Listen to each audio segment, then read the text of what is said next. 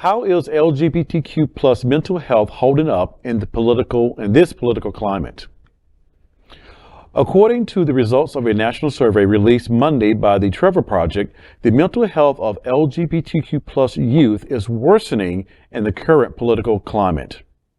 Nearly 1 in 3 LGBTQ plus young people surveyed said their mental health was poor most of the time or always due to legislation and policies targeting the LGBTQ plus community in states across the U.S. Around 2 in 3 LGBTQ people said that hearing about potential state or local laws banning people from discussing LGBTQ plus people at school made their mental health a lot worse. Renita Nath, Vice President of Research for the Trevor Project, told CBS News that Americans' LGBTQ plus youth are grappling with mental health crisis. And anti-LGBTQ plus legislation has taken a detrimental toll on their mental health, forcing them to be involved in debates about their experience. According to a digital tracker maintained by the ACLU, there are currently 469 anti-LGBTQ bills in state legislatures across the nation. I don't even know where to begin with this one. Just the thought of having 469 bills across the nation, anti-hate bills across the nation, that's mind-boggling. That there are places who are really targeting our community with legislation to demonize, to minimize, and to basically erase a whole segment of our population. It's like, why do this? And what do you have to gain? That's what I don't know. What is the outcome and what do you have to gain? They think they have something to gain. That's why they wouldn't bother. Yeah, and what they, I don't understand what they have to gain, and what they want to gain is not what I think they're hoping for. No, and that you have to defend your existence. That is exhausting. I mean, if you've ever had just one crappy boss, I mean, y'all wouldn't know anything about that, but if you'd ever just had one crappy boss that was just mean to you all the time, and you never did anything well enough, and you were 2 minutes late, and you were just always in trouble, and they were always writing you, and you were always worried maybe you're going to get fired, or certainly not get a raise, or a promotion, or a bonus, or that one experience would just make you miserable all the time. 5 days a week, you would just hate being in that work environment. Now imagine that's the world. Yeah. It's not one boss. It's the state legislature. It's the church. It's your family. It's a news station, a news network. We won't mention their name. Rhymes with socks. There's just somebody always telling you it's that boss times a million. Yeah. Well, how is your mental health going to stand up to that? Well, and we have this particular topic that we're talking about around the mental health around LGBTQ people, but look what we've just come out of. We've come out of a pandemic, and we're exhausted from that. And then this is what we have to deal with. It's like, why this particular issue when it was still not talking about health issues for all? We're talking about healthcare for all. We have issues that are going on in all the genders, but this is the thing that we have to do and worry about. It's exhausting. And you're old. So you've got a lifetime of experience and skills. I'm old. You're old. Poke him, see if he's still alive. He's super. We've got education and experience. We're adults. These are kids we're talking about. Right. Yeah. These are teenagers and younger. These are kids who now have 1 less or 3 less or 10 less places to even say who they are or ask a question or feel embraced. This is super dangerous. So don't tell me you're worried about kids being exposed to somebody with a beard and a Dolly Parton wig when you are ruining children's lives by telling them in their formative years that they are broken, they are damaged, and what they're going to grow up to be is something that people under 21 shouldn't even be able to be around. And we all survive those messages, but we thought we had fought that fight and got past that. Once again, children are having their psyches.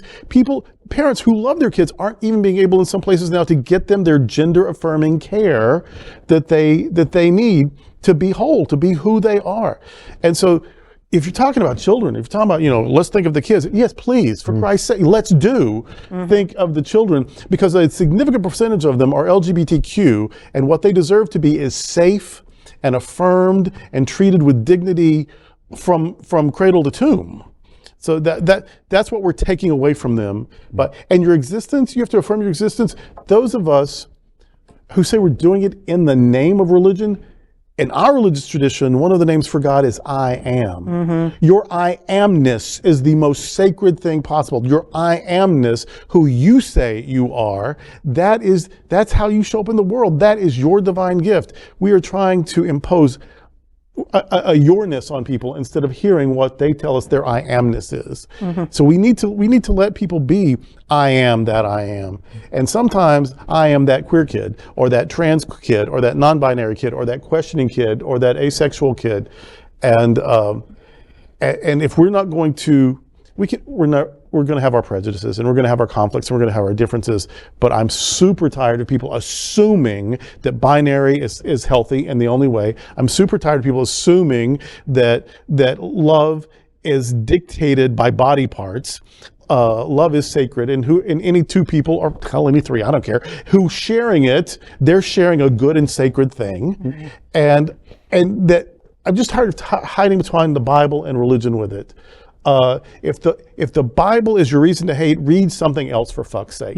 If religion is your reason to hate, be something other than religious, or change your religion, or pick a new one. That's what we're doing. We're just changing the game with religion. A lot of people have left, and that's an option. But I'm kind of a scrapper. I want to change the rules. I want to change the thing. So yes, we're here, and we want every queer child to know this is religion. This is faith, and I assume we still have freedom of religion. So you can walk into this place, you can be respected in this place, you can email us, you can watch us we're available to you, whatever your age, until the state attorney general tells me otherwise, and then I'm gonna ask another lawyer. But then, until I'm told otherwise, this is a house of prayer for all people. Amen. Right. I think, lovely, thank you. A lot of the work that we do here at Sunshine Cathedral is helping people deconstruct the tapes that they had, that were fed to them growing up. That because you were a woman or a person of color or queer or whatever, that you were not worthy of divine love.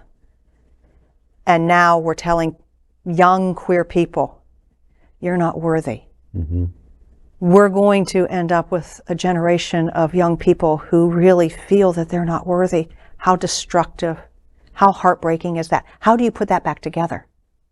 Right. How do you put that back together? I mean, we're still doing it now, and we had come a long way, and now the long way is becoming a little more foggy, particularly for these young, vulnerable people. I always had one teacher, or one older student, or one school secretary, or something. There was always that one safe adult. Yeah. Remember, if you are an Asian family living in a white neighborhood, and all the white kids are mean to you, you get to go home to your Asian family, and there are people who get you. If you're the one Jewish family in a Christian neighborhood, and all the Christian kids are mean to you, you get to go home to your Jewish family, and people get you. If you're the one queer kid and a family that doesn't get you, and now you're not even allowed to seek out the person who might, the teacher, the counselor, the librarian, whoever, you have made a lonely person even exponentially more lonely and vulnerable and afraid. That's what you've done to children, and that's what it's heartbreaking to me. I remember at 3 years old, I remember the fairy story, I'm always the princess getting kissed. Or sometimes I'm the bad guy, sometimes I'm Maleficent given the curse, but I was always the woman character. I was always wanting to fall in love with the prince. This is who I came here as. I might not have had language until 12, 13, 14, 15 to tell you about it, but my memories, this is who I came here like this. That children don't have hard enough time finding a safe place to process that. And our state legislature and about 30 others have now made it intentionally harder for queer kids to survive. It's just not okay. And not only that, they've now taken the books away from them to go find out on their own as well. And they've banned the books that talk about book banning. So they've banned the books that talk about book banning. We're going to be. And African American history, and we're going to have an ugly time. So let's talk about something else. Kevin. LGBTQ plus news is vital for our community and for the broader world as a whole. We have enough enemies at Fox News. Tucker, Sean, and Laura are loud. We need passionate allies. Happening Out Television Network, Queer News Tonight, and It's Happening Out are literally out of the closet and into the headlines. Our community needs your support. Like this broadcast and subscribe now to ensure the growth of the entire LGBTQ+ community.